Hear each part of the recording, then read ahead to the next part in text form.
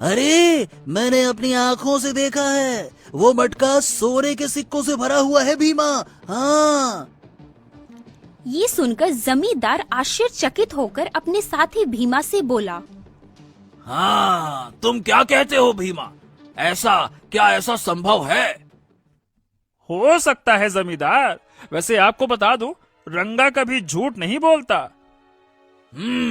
तब तो वो जादुई मटका हमारे पास होना चाहिए ना। उनके पास क्या कर रहा है?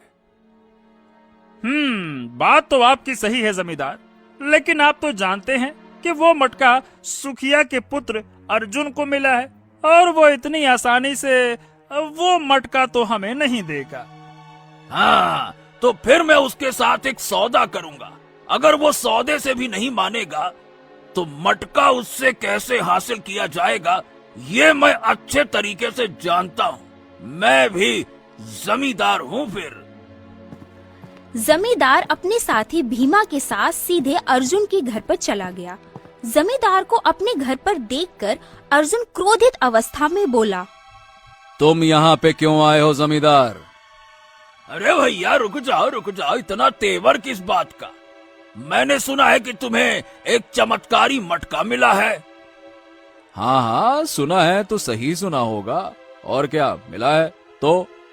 हाँ, तो भैया बात यह है कि तुम वो मटका मुझे दे दो। वाह वाह वाह वाह, मैं तुम्हें दे दूं मटका?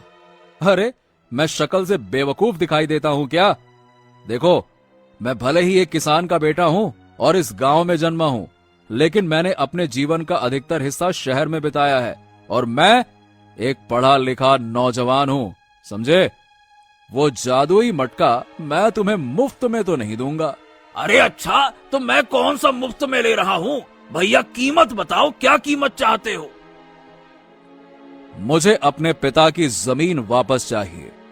हाँ तो भैया ले लो, मैं तैयार हूँ। अरे वो मटका मुझे दे दो बस। हाँ हाँ, इतनी जल्दी क्या है जमींदार? अपने पिता के साथ साथ तुम्हें इस गांव में जितने भी गरीब किसानों की जमीन तुमने छीनी है वो सब की सब वापस चाहिए, समझे? यह सुनकर जमींदार बुरी तरह से चौंक पड़ा।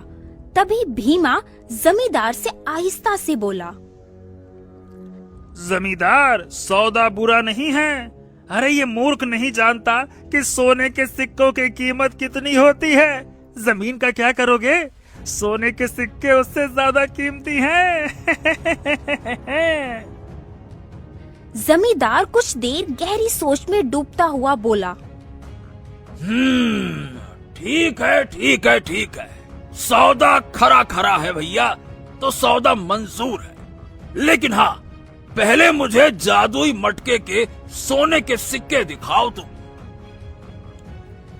जमींदार ने इतना कहा ही था कि तभी अर्जुन सोने के सिक्कों से भरा हुआ मटका जमींदार के सामने ले आया। जमींदार सोने के सिक्कों को उठाकर उन्हें परखने की कोशिश करने लगा। सोने के सिक्कों को देखकर जमींदार की आंखों में चमक आ गई और वह भीमा से बोला, अरे वाह, ये तो असली सोने के सिक्के हैं भाई। हाँ, तो फिर देर मत कीजिए जमींदार साहब, सौदा पक्का करिए। हाँ तो ठीक है अर्जुन, मैं अभी सारे गांव वालों की जमीन के कागजात लेकर आता हूँ। कुछ ही देर में जमींदार सारे किसानों की जमीनों के कागजात वहाँ पर ले आया और अर्जुन को देता हुआ बोला, ये लो अर्जुन, सारा सौदा पूरा हो गया, सबकी जमीन वापस कर दी।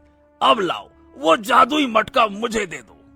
अर्जुन एक सादा कागज जमींदार को पकड़ाता हुआ बोला, ये लो, इस सादे कागज पर अपना अंगूठा लगा दो जमींदार। अरे, इस कागज पर तुम लिखोगे क्या भैया? ज्यादा कुछ नहीं लिखूंगा जमींदार। बात यह है कि तुम जो मुझे कागज वापस लौटा रहे हो, क्या है ना कि मुझे उस पर विश्वास नहीं है कि वो असली कागज हैं भी या नहीं। इसीलिए मैं तुमसे एक सादे पेपर पे अंगूठा लगवा रहा हूँ। मैं इसमें लिखूंगा कि तुम अपनी मर्जी से सारे किसानों की जमीन वापस कर रहे हो, बस। हाँ बस, तो लो भैया, ये लो, लगा दिया अंगूठा। जमींदार ने मुस्कुराते हुए सादा कागज पर अंगूठा लगा लिया और अर्जुन को दे दिया और वह जादुई मटका लेकर भीमा के साथ अपनी हवेली चला आया। रात के समय जमींदार ने उस मटके को जमीन में गाड़ दिया और सुबह का बेसब्री से इंतजार करने लगा।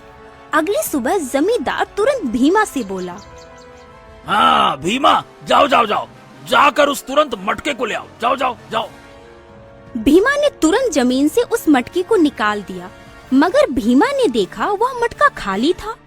यह देखकर जमींदार बुरी तरह से चौंक पड़ा और क्रोधित होता हुआ भीमा से बोला, हैं? अरे ये कैसे हो सकता है भाई? ये कैसे हो सकता है? ये तो मेरे भी समझ में नहीं आ रहा। अरे चलो अर्जुन के पास चलते हैं, चलो। जमींदार भीमा को लेकर अर्जुन के पास चला गया और क्रोधित अवस्था में बोला, ए अर्जुन, इस मटके में से एक भी सोने का सिक्का नहीं निकला है, हैं? तभी वहाँ पर सारे गांव वाले एकत्रित हो गए। अर्जुन मुस्कुराते हुए जमींदार से बोला,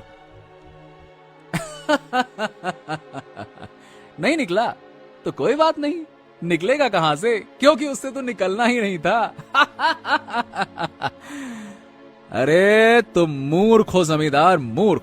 जो मटका मैंने तुम्हें दिया था वो जादुई था ही नहीं, और सच तो ये है कि मेरे पास जादुई मटका ही नहीं था। मतलब कोई जादुई मटका होता ही नहीं है। हाँ, ये क्या बकवास कर रहे हो कि जादुई मटका था, नहीं होता है? दिमाग खराब मत करो, वो मटका निकालो चुपचाप। देखो, मैं कोई दिमाग नहीं खराब कर रहा हूं, जो तुमने सुना वही सही है। ये सब कुछ मेरी योजना का हिस्सा था, समझे? क्या? और वो सोने के सिक्के? वो सोने के सिक्के? वो तो मैंने अपने मित्र सुनार जो शहर में है उससे लेकर आया था और कल रात को ही वापस दे दिए। दरअसल मैंने मुखिया जी के साथ मिलकर ये योजना बनाई थी, केवल तुम्हें फंसाने के लिए।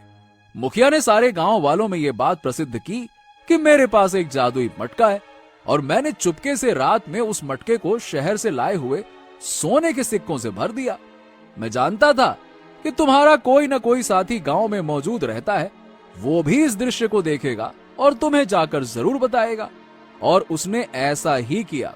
मैं ये भी जानता था कि तुम एक लालची किस्म के तो इंसान हो। ये मटका पाने के लिए तुम मुझसे कोई न कोई सौदा जरूर करोगे, और तुमने ठीक वैसा ही किया। अब तुम्हारे पास गांव की कोई भी जमीन नहीं है, और जिस सादे कागज पर तुमने अंगूठा लगाया था, उस सादे कागज पर मैंने तुम्हारी हवेली और तुम्हारे स्वयं के सारे खेतों को गांव वालों के नाम कर दिया है। वैसे कुछ भी कहो जमींदार, तुम हो बहुत दानी। यह सुनकर जमींदार को चक्कर आते हुए महसूस होने लगा। तभी अर्जुन गांव वालों की ओर देखकर बोला, अब गांव वालों, ये जमींदार जमींदार नहीं रहा। इसने तुम्हारे ऊपर जो अत्याचार किए हैं उन सब का बदला ले लो। चलो लो बदला। सभी गांव वाले जमींदार और उसके साथी भीमा के ऊपर टूट पड़े और मार मार कर उन्हें गांव से बाहर फेंक दिया।